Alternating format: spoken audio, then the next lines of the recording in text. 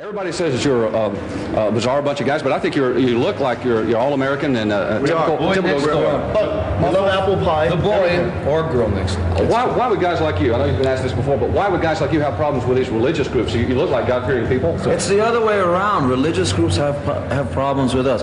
We have no problem with anybody as long as I can talk and say it clearly.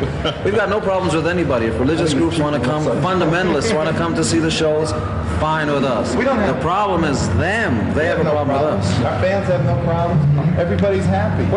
Why is it that they have a problem? Well, because they want to make a name for themselves and they want to get their names in newspapers. We spoke to one of those guys yesterday, and when we really asked him who he represented, he was a self-ordained minister in his own church. Well, why don't we all start churches and go stand on soapboxes and preach?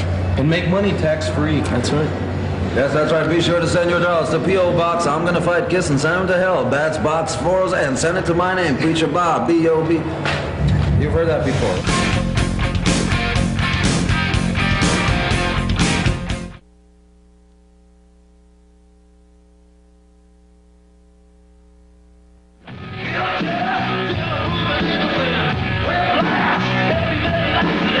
It's been 10 years since Kiss first walked on stage spitting blood, breathing fire, and promoting themselves as the loudest band in the world.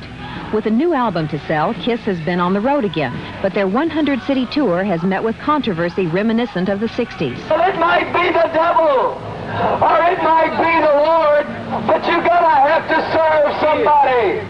There were picket lines in Nashville, a record-breaking protest in Little Rock, a standing-room-only city council meeting in Corpus Christi, and headlines all over the country: Minneapolis, Dubuque, Chattanooga, and Bismarck, North Dakota.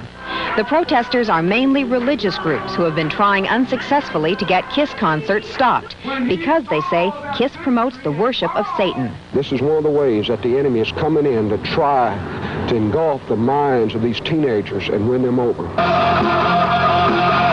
We make heroes out of these guys and make them look like there's something great when literally they're destroying this country. Their music and their lyrics is espousing Satan worship and drugs among our kids, and you're looking at a preacher in Pine Bluff, Arkansas that's against it, and we're going to stand against it. And not just me, but in Georgia, Alabama, Louisiana, California, the ministry's waking up and realizing that we need to stand against this evil.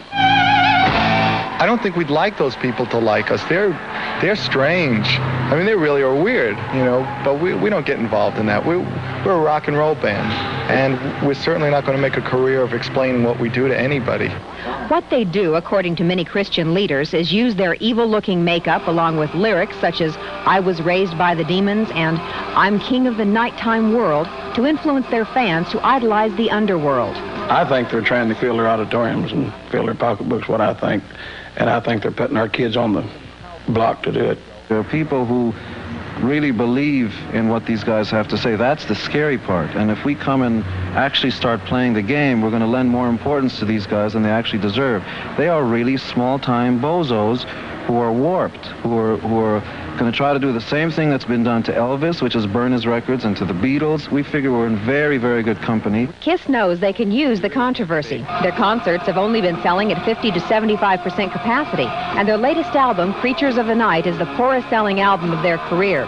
Poor sales and a disappointing turnout may well be the reason Kiss called off the tour midway through and retreated to a studio to cut a new album.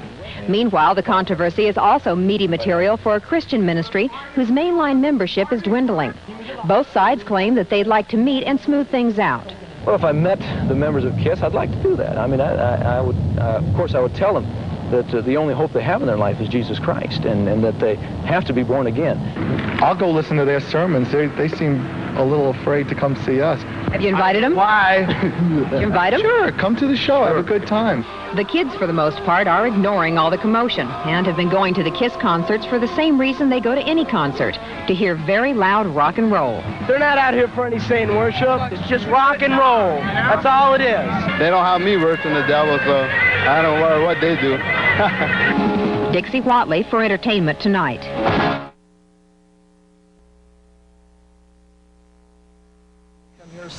This small group waiting outside Market Square Arena tonight had no plans of going to the Kiss concert. They were there to try to intercept teenagers on their way in, to pass on religious tracts and a warning. It's obvious in this particular band's KISS, K-I-S-S, kings and Satan's servants. They're not ashamed of who they stand for. We don't have problems with anybody. Some preachers have problems with us. The KISS tour, which began in late December, is the first in 3 years. But in several cities so far, the band has encountered protests from parents and preachers. The group in Indianapolis was small tonight, but offered the same criticisms. The words behind the music that they're singing is satanic, and it's suggesting these kids to do things and that they wouldn't normally really want to do. Band members, however, have their own assessment of speculation about their act. I guess there's some people who like to see their names in the newspapers, so they figure the best way to do it is to stand on soapboxes and hide behind religion. I don't think they represent anybody except themselves. What does KISS represent? They say their goal this tour, as before, is simply to give the loudest and perhaps most outlandish rock and roll performance.